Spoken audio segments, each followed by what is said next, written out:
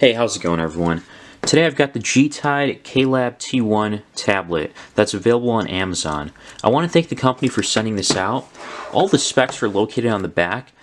I took a look at it, obviously, before this video, and the specs are pretty low end. So the display is a 10.1-inch 1280 by 800 IPS display, powered by Android 11, the Go edition, a quad-core processor. We'll see which CPU it is later. A 5-megapixel front and 8-megapixel rear camera. We'll see how those cameras are. The battery life seems decent, 6,000 milliamp hours. There's a micro SD card slot, audio jack and Type-C, and then some other stuff down here if you want to read it. So yeah, low-end specs, but maybe for a kid's tablet this can be justified. We'll see. In the box comes the tablet. Inside of that, looks like there's a G-Tide service guide, user manual, like another instructions manual.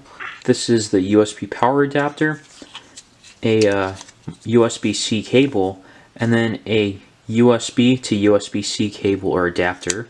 I believe this adapter is for connecting to a monitor or something for the tablet.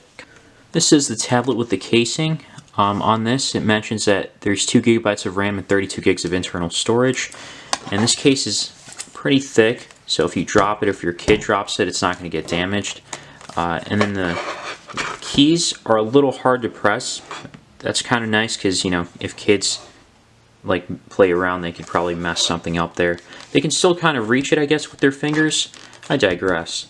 On the back here is that kickstand to keep this afloat, and it can't really stay in like different areas or position too well, but these are kind of like 2 or 3 different angles it can go on into, and they can be closed fully too. And you can also take this out of the case. You got to put some pressure on here, so kind of nice because a kid won't be able to get this out, only an adult really could, so then you can get to everything else. The tablet is pretty thick, but that's fine because of this case, which it's going to be in mostly. It's just made of like hard plastic on the back. On the top here, besides the rear 8 megapixel camera, and there's a flashlight, there's a USB-C port, a micro SD card slot in here. This slot's really big. There's a power button, volume keys. This might be the reset button or microphone. Usually it is a reset button. Nothing on the sides here. On the bottom are the speaker grills. And then I guess there's a 5-pin magnet for a keyboard. I'm not sure which keyboard's compatible with this. And one kind of smart thing about this is that there's 2 holes down here in the casing, which means that the sound will emit a little better, I believe. I mean, we'll take a look at that in a moment. There is a front megapixel camera in the middle there, and there is a screen protector that's pre-installed on this. Out of the box, there's not much bloatware besides there being WhatsApp for some reason. You can't uninstall that. And there's something called K-Lab, which is basically the kids mode you can enable. If we go into settings real quick, we can see that there is not too much storage here. Actually, there's a decent amount of storage, 25.34 gigs free. And that's before updating all the apps. So let's just say around 25 gigs is available out of the box. This is what the front camera looks like. Obviously nothing impressive, nothing too special. Same with the rear camera. They say it's an 8 megapixel, but it really doesn't look that impressive. I mean, I'll take a picture here just to show you. Actually, the rear camera is a little better than I expected.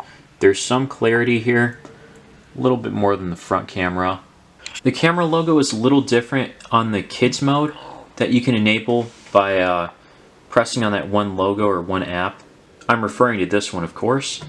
So when you click on that, this comes up. It'll take just a few seconds, and then once this is here, kids can't really escape unless they know the code. The default password is 0000. So obviously, if they can read that, they can get out of there. There's also the parent password on the bottom right here that you can access. Then you can see what they can and can't do, kind of. There's a time limit, statistics, security, accounts, all that other good jazz. So when you click on kids, this is everything you can see here, and they can't really get out of this unless if they know the passcode, and you can set that to whatever you want it to be. But yeah, let's say you want to log out, just take it back to kid. That's as far back as they can go. Otherwise, this is what they're stuck with. And if you want to add some more apps, you can click on the top right here.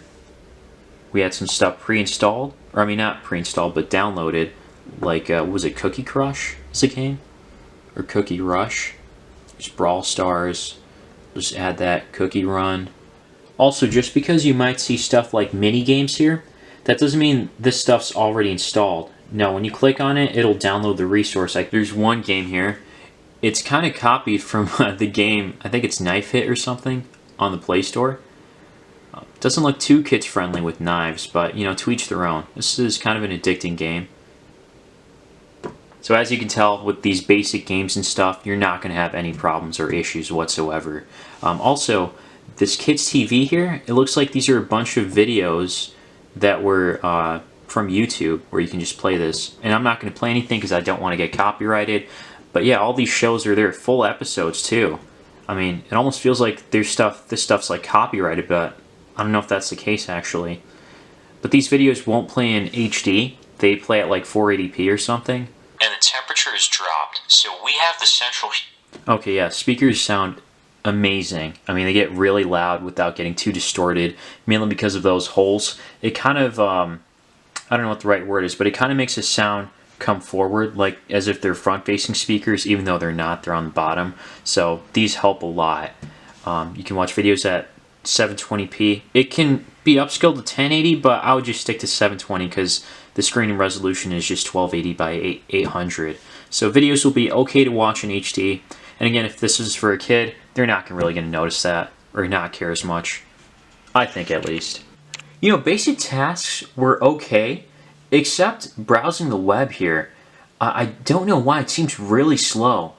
I feel like it might be because of that kids software or skin, whatever you want to call it, that's in the background right now, which is kind of the main page. And it's not even letting me change the brightness. It keeps going back up too quickly. So I'm assuming this has to do with the kids mode. Let me try exiting from that. Now that that kids mode is turned off, it still isn't completely smooth, but it's much better. Definitely tolerable now compared to before. In terms of benchmark performance, I couldn't do the compute score because it's not available here. I'm not really going to waste my time with all this stuff. But there is an ARM Cortex A53 processor here, and obviously the scores are really low. Probably the lowest I've seen in a while. And to some people that might be just fine, because again, this is a kid's tablet and you're not really expecting much for the price. But if you are, I'll talk more about it at the end of this video and some other recommendations for tablets.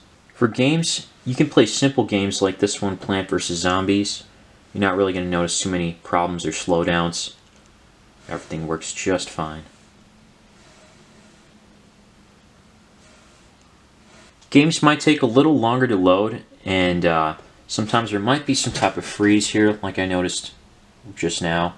I think it's because I pressed a superficial ID here. This game is called Brawl Stars. But overall, the game seems to run relatively smoothly, despite what you might think or see. As I mentioned before, this game will run pretty smoothly, except I'm walking a little slow. And you might notice some lag here and there, some frame rate drops. Overall, it should be fine. There's definitely some more frame rate drops here I'm noticing, actually. Not a great sign, but wasn't really expecting too much with the specs that this has. So overall, this tablet seems like it's a decent choice for kids. Not the best choice out there, I think. Obviously not the worst, because you can still game and everything, especially with the low amount of RAM and specs that this has. And it has videos ready for education on the kids side of things.